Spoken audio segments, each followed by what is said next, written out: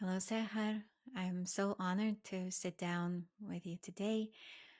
Please let me know how I can be of service. Thank you so much for having me, Dr. Valerie. It's true honor and true pleasure. And I would love to have a deep look on probably one of the biggest paradoxes of my life, which is I am someone, I like to call it, I have a PhD in life. I don't have official PhD, but PhD in life. And what I mean by that is I have over last 20, 25 years taken tremendous amount of trainings and certifications. I have incredible skill set in transformational healing, in sales and business development. And in spite of both tremendous amount of practical experience and skill set and learning and the evolution that comes along with that, I'm someone, I wouldn't say in every phase of my life, but if I'm looking at kind of that overarching structure of my life, I'm someone who is overtrained and under earning. I am in pattern of never earning enough. And when I do earn, I seem to have a very weird patterns with money. In other words, they go faster, then the bank account is replenished again. And now I'm at stage of my life when I'm 42. I have beautiful marriage. Me and my husband, we have celebrated 20 years just last week. We have gorgeous son. And I am like, Dagmar, it is time to really have the breakthrough around under earning and start actually building a financial well-being and financial future for myself and for our family. Mm. Oh, I'm feeling so deeply what you're sharing here. And I know so many women are resonating with this. And perhaps not only women, also men, people across the gender spectrum as well. And if we zoom out and if we take a broader look at what's going on, and I'm going to say this to highlight this for you, for everyone, that this is not a personal pattern. This is not your personal pattern. It did not start with you. It was not created by you. As if we zoom out and we see the bigger context in which this pattern exists. And you can do this with me. I invite you to do this with me and just see what you see, hear what you hear, feel what you feel. If we zoom out and we embrace all these generations that came before you, all these women who were so smart, so soulful, worked so hard, had such huge hearts of service. And perhaps they were of service, they were able to be of service, and perhaps they were able to benefit so many. However, to be financially compensated for their work, that has been lacking for many, many, many generations. And if we take a look at it from this particular angle, we are essentially one of the first, if not the first generation who has this different playing field where we can be with relative ease. We can put our talents out there. We can be entrepreneurs.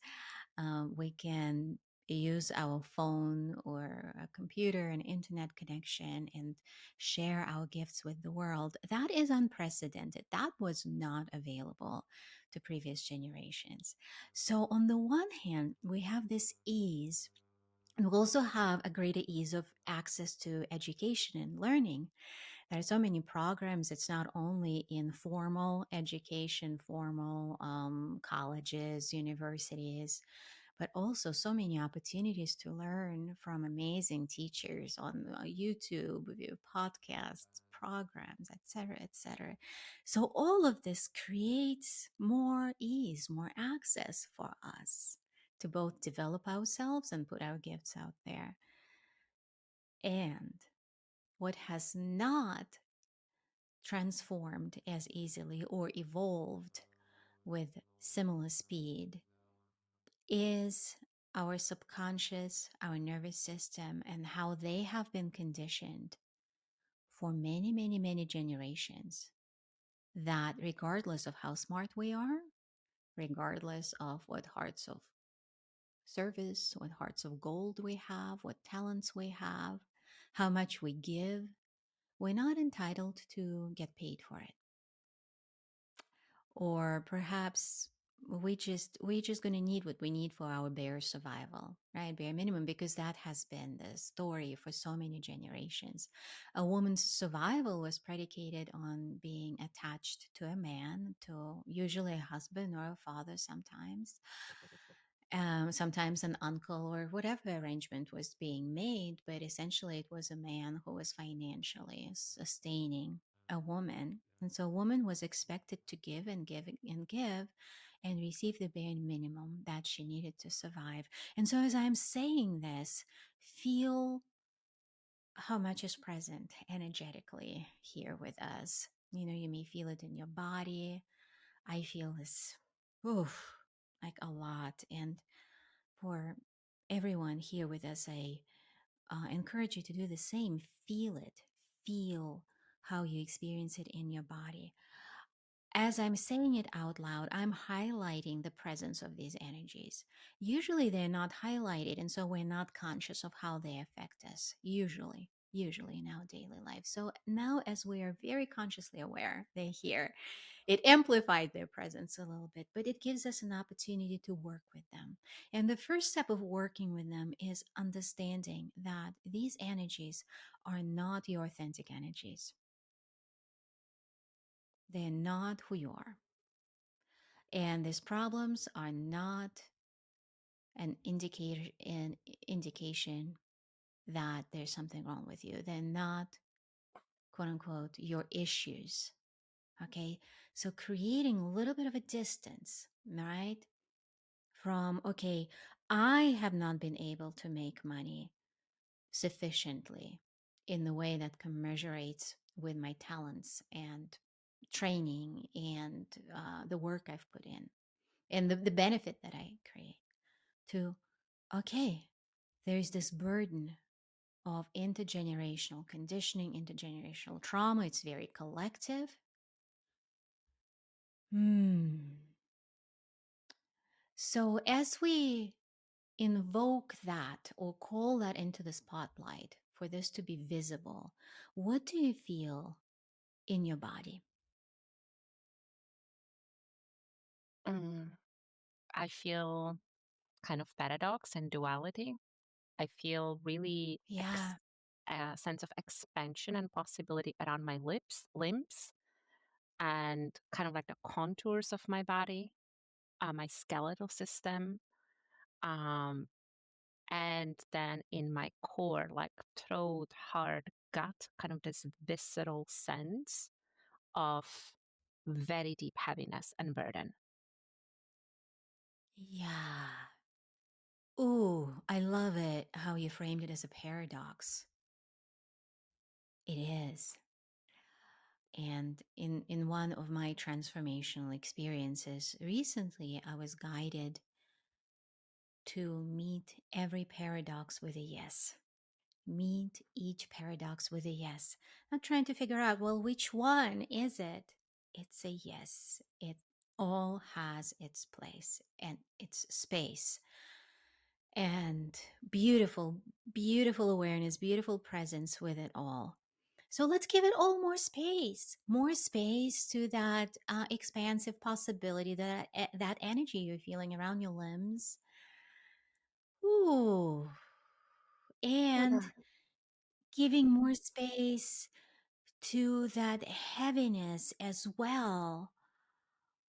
And as you're giving it all more space, just notice any areas that create resistance energetically, create resistance to there being more space. There may be a story that goes with it or not a story, but you may feel that there is a certain limiter on how much space you can give, both to the possibility and to that heaviness. And let me know when you feel that and if you can describe how you feel that. Mm. As you were saying that, I actually felt no resistance. Like I felt like a lot of expansion of possibility, and even the tension and heaviness in my viscera was kind of like expanding, Mm. and by its volume, the intensity was lessening. But then kind of like 10 seconds into that, I felt like a deep punch in my gut. It's like, no. Ooh. Yeah. Yeah. So we're going to now make space for that resistance, for that experience that is limiting that expansion, and just welcome it. Meet that with a yes as well. And that doesn't mean condoning it or saying, like, yes, I want more of that. Yes is acknowledging that it's here. Yes is acknowledging what your experience is right now, validating your own experience. Yeah, there you go. Ooh, and notice how that experience unfolds as you meet it with a yes.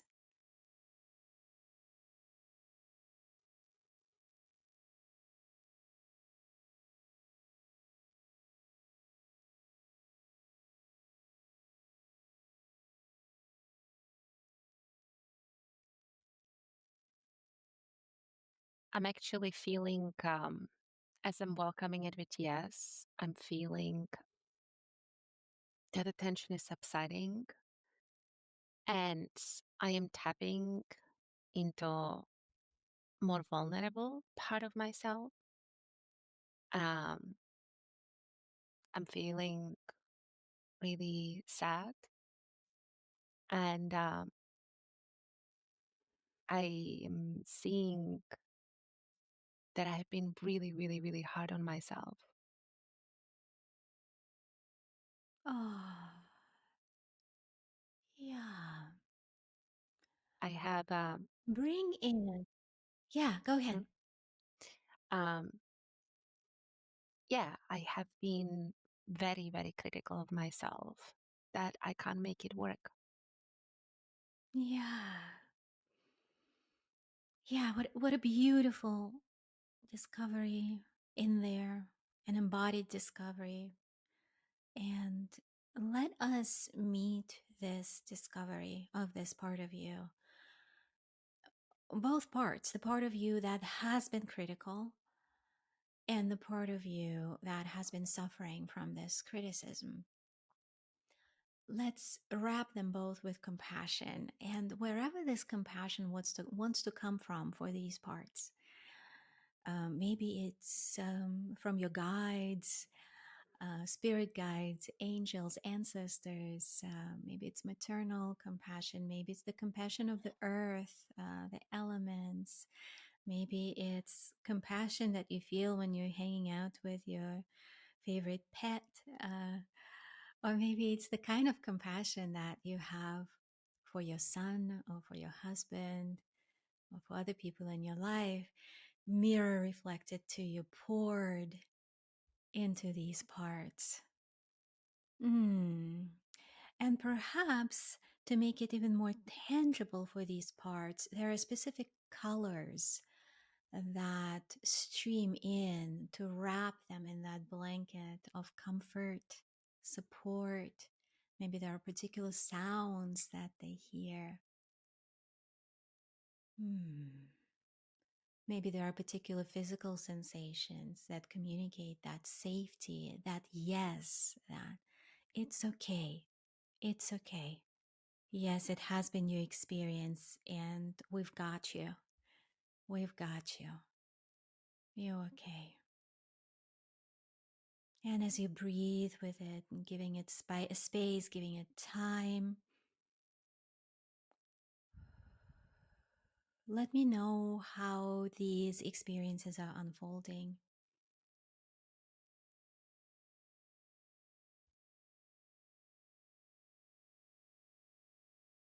more sense of peace and coherence. Like the judgmental part has kind of quieted down, Mm-hmm. and the vulnerable part is more at ease and doesn't feel so tender any longer. Mm. Beautiful. And again, zooming out to see that even for that judgmental part, that judgment was not created by that part, that judgment was not created by you, but it has been absorbed collectively, generationally, you didn't invent it. And so that part that took on the role of the critic also needs so much compassion of and for that experience, both experiencing the criticism and then becoming the enforcer of that criticism. And you may ask that part, how come you you play that role of being a critic? How come what what does that serve? What does that do? What's the reason? And just see what it has to say.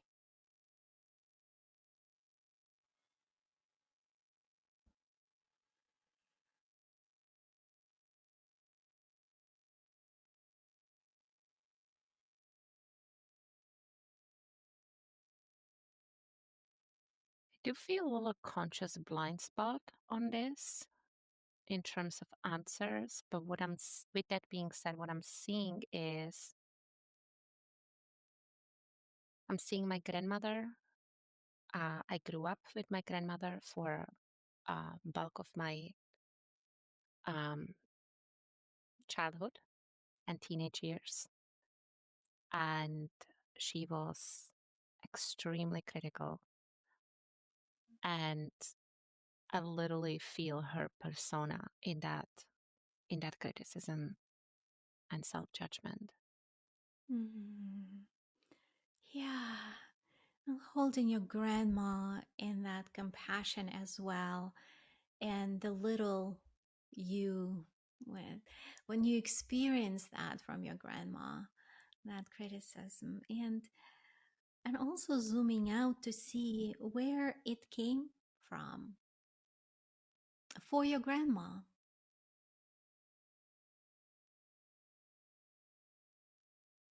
and see what you get.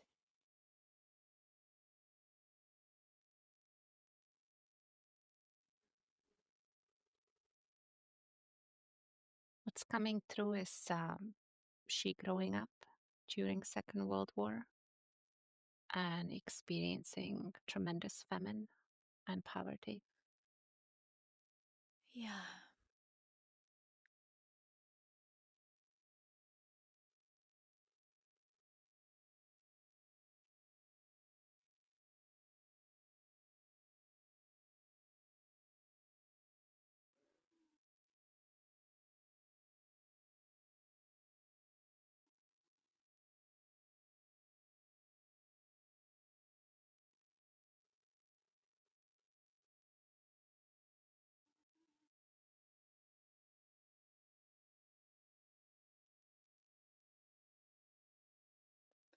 So much compassion for all these experiences, for all this pain.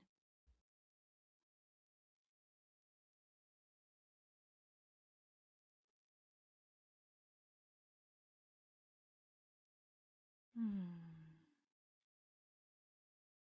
And I'm wondering if in that criticism there wasn't a survival motivation.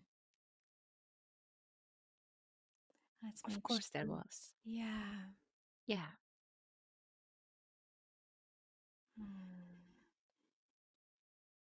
And wrapping that in compassion too, seeing and feeling the pain of your grandmother and of yourself and everyone. everyone, right? Generations prior and post, and the collective, and so much, so much, so much suffering, and people figuring this out, figuring out how to survive in these terribly harsh conditions where perhaps what we now call emotional intelligence or any such thing, like that would have been an unfathomable luxury, right? When people are focused on surviving, right? It's what we now understand or unpacking a little bit more about our psychological needs, emotional needs. Back then, this was really not on the forefront, right? Very tangible survival needs were, very physical needs were. And so just seeing that beautiful trajectory, beautiful and tragic trajectory that enabled us to develop each generation more and more and more. But it all started with survival. And so survival is very, very strong in our systems, very, very strong. And that survival programming is strong, including being critical, right? That's part of that survival programming. And this is something, so I'm just going to introduce an idea that may be controversial or not. There is so much emphasis in personal development on changing things. Um, and absolutely, it has its place. And I also want to introduce an idea that some things, they're just going to be there. They have been there for a long time, they're going to be there. And what we can do consciously is give them more space, give them more compassion,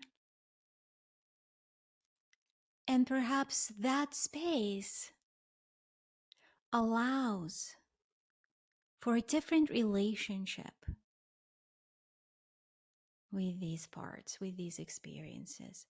So you maybe, what if you can hear the critical voice, your own inner critic, or a voice that was imprinted from your grandmother or any other source, and meet it with a yes, meet it with compassion. Go, yes, I hear you.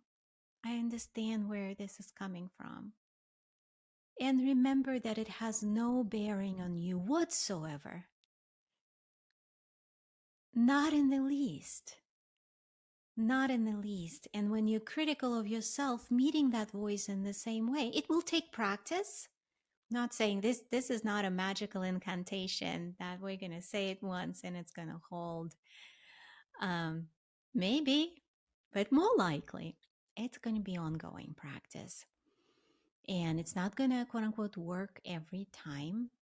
But the more you practice, the easier it's going to be and the better it will work.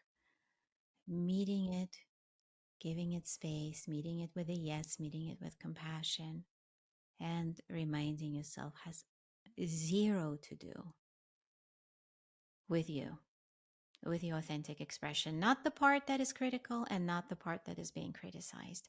Let me know how this is landing for you. Um, Not only what you think about it, but also how it's landing for you in your body, how it feels. My body says yes. My body says yes. Yeah, I feel really deep sense of peace and arriving and possibility. Um, and yeah, there is a genuine feeling of coherence in my body Mm. with this invitation and reorientation to how I engage and how I relate to these parts. It is such a worthy process. It's like raising a child, right? In a sense, that's a little bit of what we're doing here. We are raising these child parts of ourselves. allowing them to grow up in this different environment. Our parents did their best, their parents did their best, parents did their best. And in all of that, there was trauma, right, on all sides that then was passed down from one generation to the next. And so there's a lot to heal, right? Everybody did their best and no one was perfect. And so we're doing our best and we're not perfect, whatever that even would be. But we have this very real opportunity to allow these parts of ourselves to be raised a little bit differently, with a little bit more compassion, a lot more compassion, a lot more space, a lot more understanding. And also, as we are engaging with these parts, we can listen to them and they will have a lot to say. They will sometimes give their advice, give their opinion. Sometimes they will let us know, oh, that is why I don't want to do this, whatever that is, right? Oh, I don't want to do this. I'm not on board with this.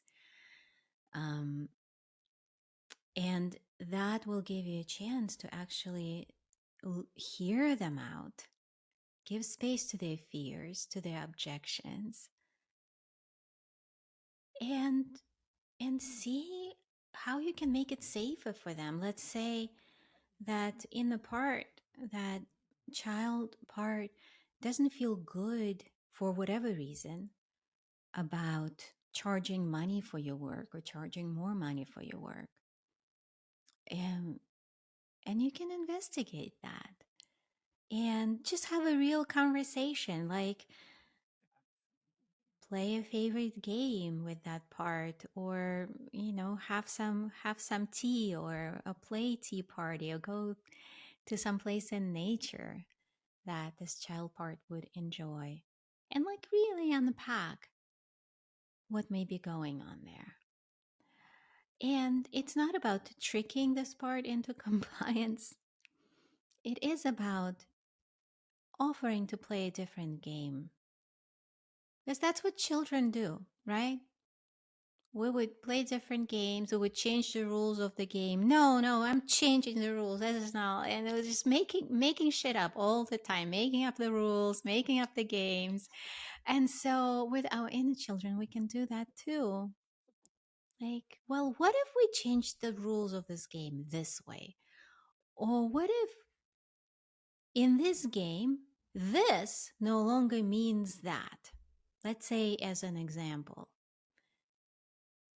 for your inner child, making money may mean something. And I'm going to make this up, right? Um, for somebody, it may mean, oh, well, my father was making money, but he was never home. So making money means I never see this parent. Making money means I don't have this parent present in my life. They're not available to play. They're always in a bad mood, right? Ooh, that kind of hit something in my system, because it's collectively, that's a big one. Or it may be a different interpretation from that child part. Or maybe it's scary. Maybe it's scary. Maybe there is that intergenerational memory that this child part carries about it not being safe to be making money, to be visible, because of criticism, because of rejection, etc., etc. And so hearing out what this part has to say, and then maybe it doesn't mean this in this game anymore. How about we change the game and just try it? Try it once and then circle back for feedback from that part. So I just made a whole lot up, right? That is not probably directly relevant to your experience, or maybe in some ways. I'm curious how this is landing. And this was a little bit purposeful, right? Not to keep on drilling into your parts. We kind of took it a little bit into a broader context. Yeah. Yeah. So how I does love the landing, Sahar? invitation. Yeah. I love the invitation to play different games and also, play around with the rules of what are the rules of the game and what does the outcome of the game actually mean. I love it. And as I shared with you earlier, I have 7-year-old son, so we are playing game every single day. He makes up stuff on the go, and anytime I play with him, not anytime, but mostly I can really like step into that playful, open, receptive experience. I'm very intimate with like stepping into that energy.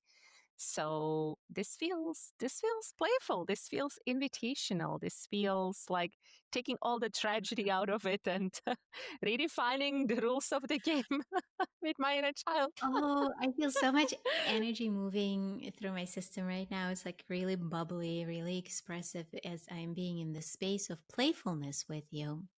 And as you said, taking the tragedy out of it, it is fascinating. And I totally do this too. So I assume others may be doing this also. How unconsciously we just fall into some patterns, and then those patterns appear to be quote unquote reality. This is just how things are. And these are just patterns of thought, of feeling, of a physical experience, and all goes together, an energetic experience. And so that's why intuitively it came to me, and also because you mentioned your son earlier and you lit up when you were mentioning your son. So intuitively I was drawn to that. I was guided to that possibility. What if approaching it from an angle of a play? And also, you and I, we're both overeducated folks. Uh, there's also that we spend a lot of time learning things and what it means to be quote unquote educated, what it means to be a good student, etc. There's a lot of seriousness in that. There's a lot of oh, right? Mhm. It feels pretty heavy. So this playfulness is also an antidote. Change the rules. It's your rules. If you're playing with your inner parts, if you're playing with your son, you make up these rules together and you can throw away all the rules of the academia, of all the trainings, of how people out there are doing it. No. What game do you want to play today? It's not, doesn't have to be your game for the rest of your life, but you can play a different game today and just see how you like it and just see what's there. Charging money for your work, making offers, engaging with people who would potentially benefit from your offers. That too is a game. It's all a game. Now, it doesn't mean I'm not saying like this is when I say it's a game, I don't mean it's to be taking negligently or right.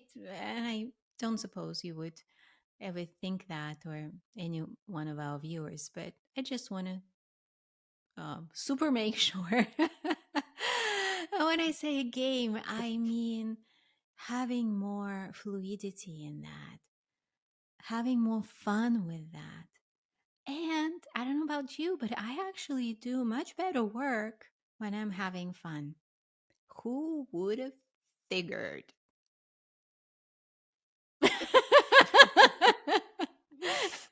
Because it's all so serious, right? And so tragic. And again, it's all of it. It's all of it. We were just a second ago talking about very heavy stuff, and it's all there. We're not dismissing it. We're not making light of it, pretending it never happened, not Pollyanna-ing it. This is an and. This is meeting everything as an and. There's plenty tragic, plenty heavy. And we need to not forget that there's also levity. There is also humor. How connected do you feel when you play with your son? How connected with your authentic self? How connected with him? Completely, Right? completely. Especially when he is winning and I'm losing. Because that's where he's the happiest. And I am mama is happy so that my son is happy. It's gorgeous. It's gorgeous. And in doing so, right, it's like the benefits are so vast. the benefits for him, for you, and the ripple effects of both of you being connected in your authentic selves. And it's one of those things. It may feel so inconsequential, and it even be something that, like in the patriarchal world, is so, I don't even want to say undervalued. I want to say invisible, rather invisible, that whole realm of playing with your kids, both for mommies and daddies, right? It's just kind of not on the radar of useful or quote unquote productive things to do. And yet it is so vital, Yeah. and it puts us in touch with our vitality. It plugs us into our vitality and our authenticity. There are so many programs out there, personal development programs, etc. They're all about, well, how do we show up authentically, right? How do we cultivate that authenticity? People want that. People instinctively feel we have lost touch with our authenticity. And patriarchy and PSD, patriarchy stress disorder, has had a lot to do with that, right? Because we could not show up authentically. We had to play by the rules. We had to leave so many authentic parts of ourselves on the sidelines in order to play the game and even being accepted into the game of what patriarchy expected from us. And that's, again, that's heavy, that's painful, that's tragic. And there are so many ways of beginning to reconnect with that authenticity. So playing with your kids is one of them, playing with your pets, going out in nature and playing with the wind. I actually like doing that a lot. I love dancing with the wind when the wind blows, and the plants dancing, the trees are dancing, and just allowing my body to dance with the plants and with the wind. And then I feel so differently. Like everything is enlivened. So there are many, many ways to play. And so you may be wondering, so we started talking about money and now we're talking about playing with the wind. What is here? So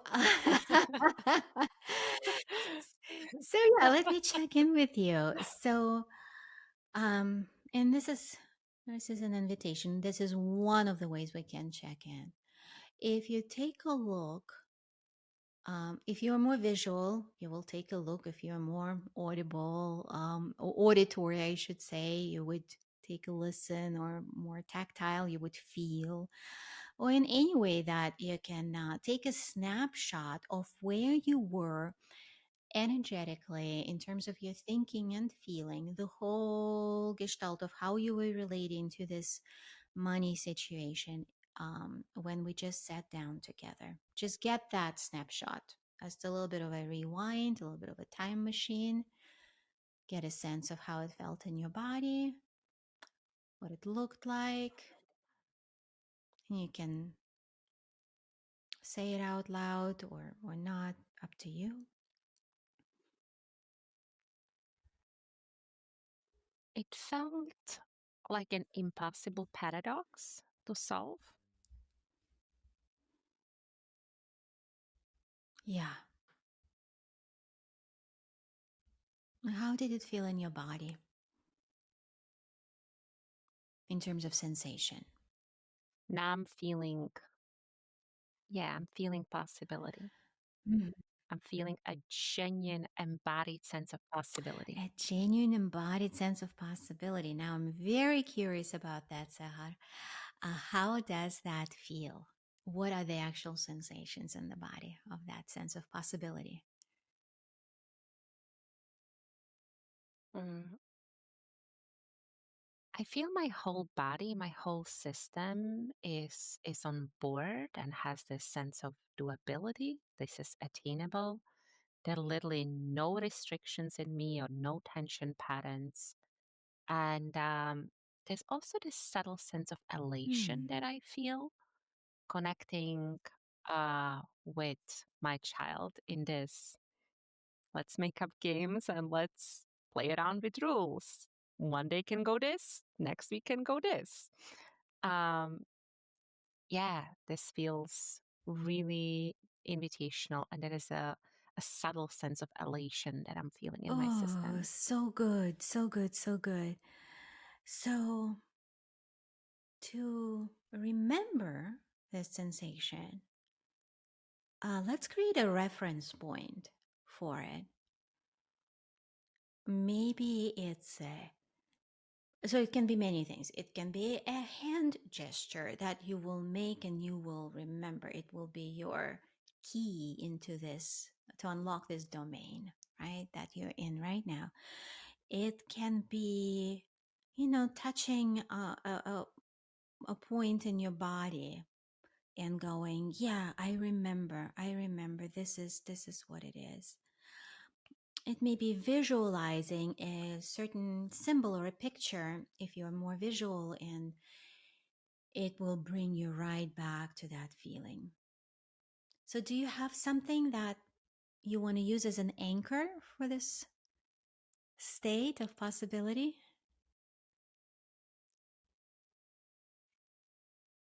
Yeah, what I'm intuitively guided to. I have quite a Uh long huh. nails, and they have like a very specific, very specific texture. And when I like with the nails, when I stroke my skin, it feels it feels very pleasant, very Lovely. very pleasant. So what I'm intuitively guided to is kind of like Uh, brushing my fingers, brushing my nails, top of my nails over my chest, over my breast, and mhm. literally saying to my child, "Come play, let's play." I love it. I love it. And I love witnessing how you're exploring this and you're feeling the sensation and you envisioning the possibilities.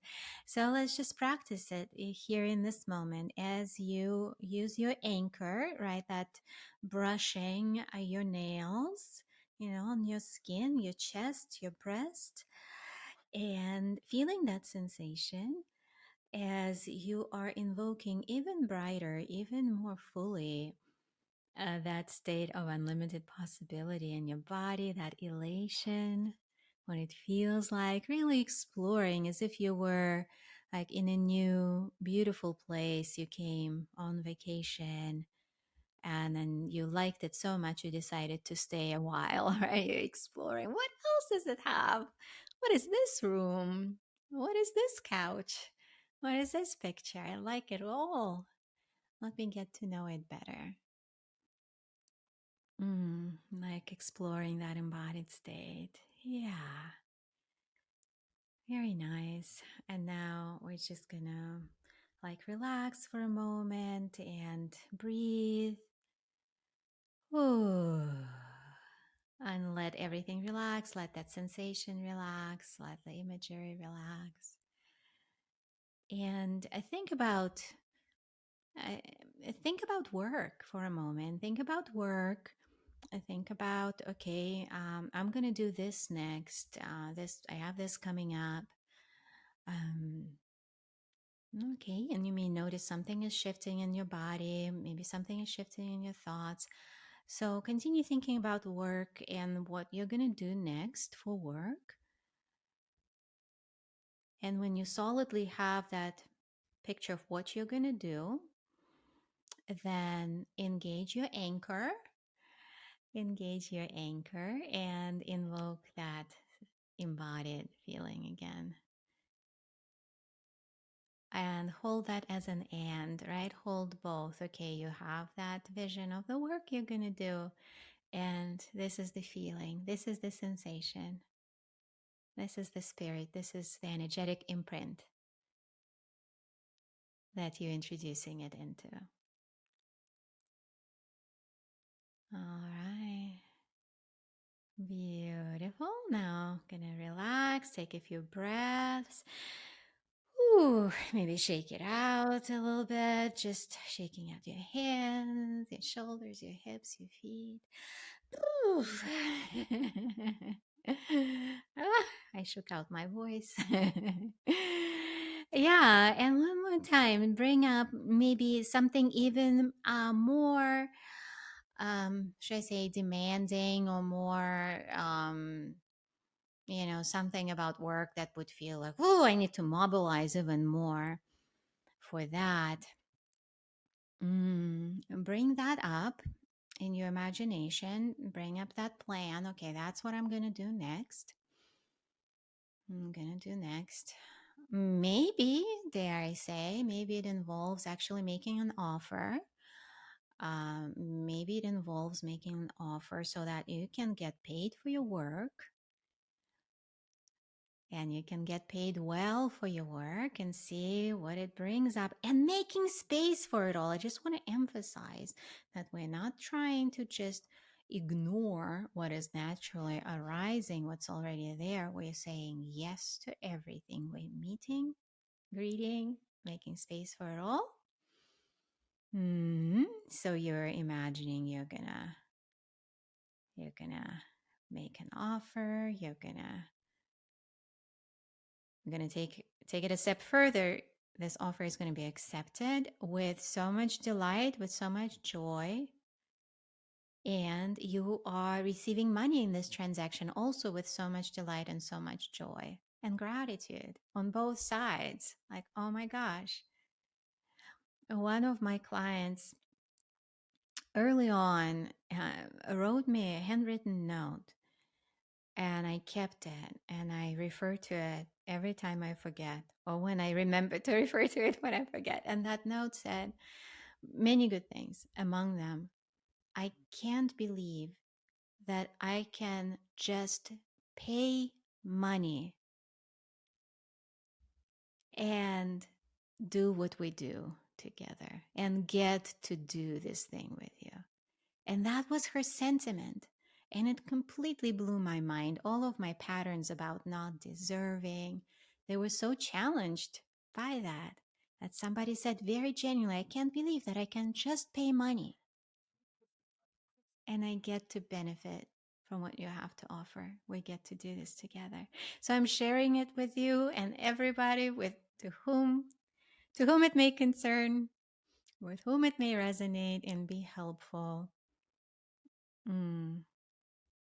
And a big shout out to that client. I'm not going to use her name, but I'm going to send that recording to her and see if she recognizes herself in that. Much, much gratitude. So many years later, still warms my heart. So, yeah, bring that in as you are making an offer and receiving money, and there's that kind of an exchange. And as this is happening, once again, use your anchor and bring in that embodied feeling. Use your, yeah, excellent. Bring in that embodied feeling and give it a yes. Give it all nice big space to all of it, all that's unfolding. Nice, nice big breaths. Beautiful, beautiful. And as it's all expanding, settling in your system, these new rules of the game are being explored. Ooh, how about that? And when you're ready, just relaxing, relaxing the imagery, relaxing your body. And let's take a moment to, as we say, tap it in. So this comes from EMDR, eye movement reprocessing, desensitization technique that's used to help the brain integrate experiences. So, what I'm doing is tapping one shoulder and the other rhythmically. You can also tap your feet. Many ways. Basically, it's bilateral stimulation. We're stimulating the two hemispheres of the brain by this rhythmic movement, and it helps to integrate the experience. Ooh. And I like to bring in a little hand on hand, or skin on skin, essentially stroking action. And what that does, it helps us produce oxytocin. And oxytocin is absolutely great.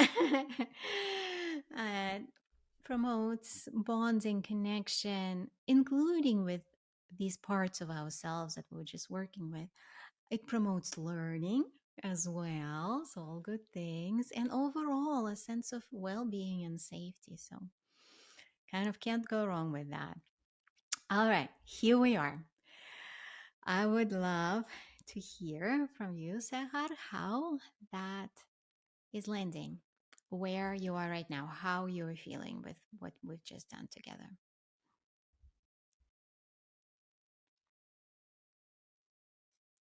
I feel really great. As I said earlier, there is a genuine sense of coherence in my system. Then you have invited me to envision the offer. I have literally seen a dream client that I want to work with. I am in, prospecting with them for the last 3 months, and I saw them just like having a giant yes, and my whole body was on board. And really, by reconnecting with my anchor, the elation came in, and like I felt this like an overwhelming sense of fuzziness and warmth and love and appreciation. And yeah, everything feels so much less heavy and so much more doable, and really in a direction of, Tagma, this is doable. It's not as hard as you thought for all Yes, these years. yes, yes, yes. So excellent, excellent. So allowing that all to anchor into that same space in your body, right? That you already have an anchor for.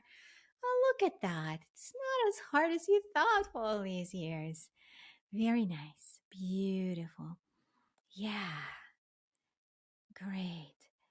And continue invoking that state often. Continue to practice. It is important. It is important, like everything else. Like we're learning a new language in a sense, new rules of a new game.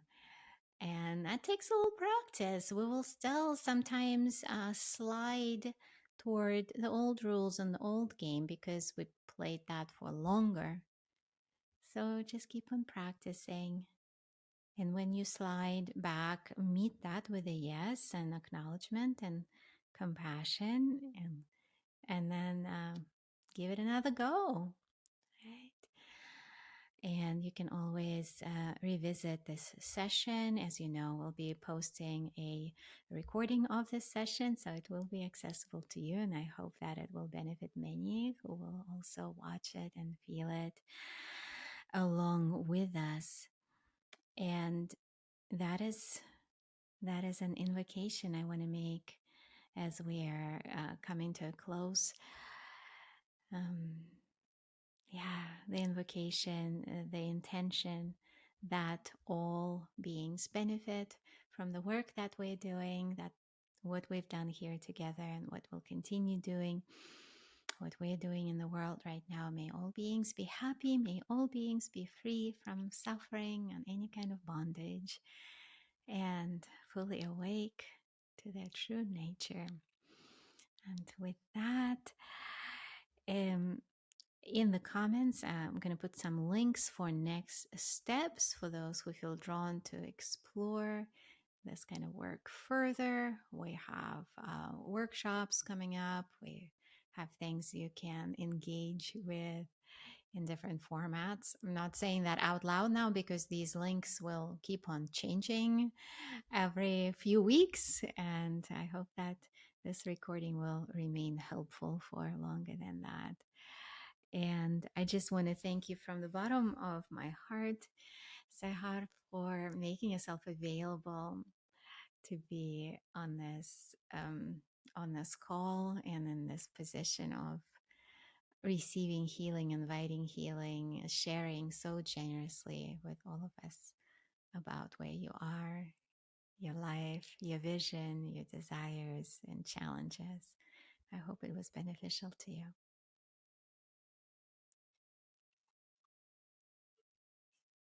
Thank you so much, Dr. Valerie. It's been life giving, and I'm really, really excited about the next chapter.